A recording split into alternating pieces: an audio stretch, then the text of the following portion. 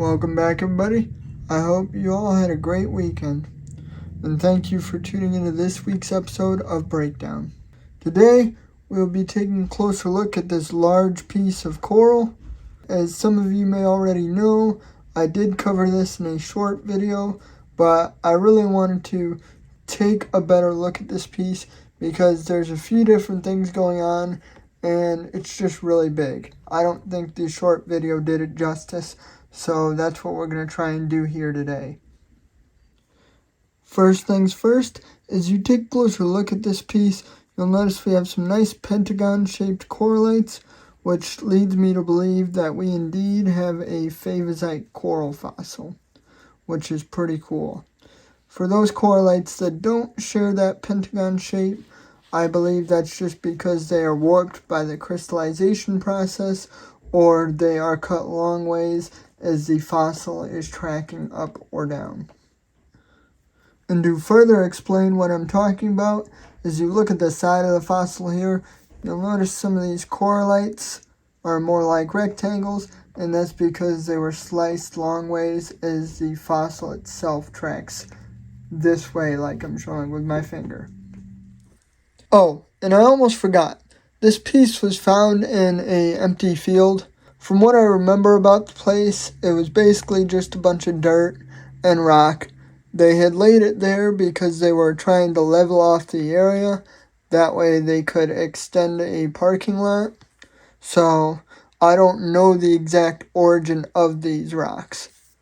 But one cool thing that I did want to note is these two pieces were found at the exact same location. And that's pretty neat, because I know how much you guys loved this piece the last time I showed it off, and rightfully so. Unfortunately, I do not have access to this place anymore.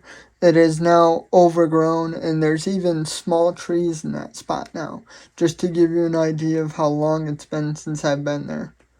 But I just thought that was a neat little tidbit to throw in there. Alright, so that's pretty much it for the easy stuff, but now we're going to move on to some other key features on this fossil that I really can't explain because I don't know what's going on myself. But I just wanted to show you guys so that way you could see it, because I still think it's really cool. Now, the first key feature I want you guys to see here that I can't explain are these weird little bumps along some of the correlates. They just look really weird, and I'll get you guys a closer view of these as I'm talking about it, but yeah, I don't even know where to begin on how to explain those. So I think that's pretty neat. And the second key feature that I can't really explain occurs along the bottom of this fossil. As we take a closer look at some of these correlates, you'll notice that it almost looks like they have more correlates branching off of them, almost like a tree, or better yet, like a crinoid calyx. And the best way I can explain this is where the coral would have attached to the host rock and then multiplied outward. And as you can see, they pretty much all have that to some extent, which is super cool. Anyway, I hope I explained that somewhat decent. But now we're just going to move on to a closer look at this entire fossil, and we're going to throw some nice music on in the background and just really take this all in because it's incredible.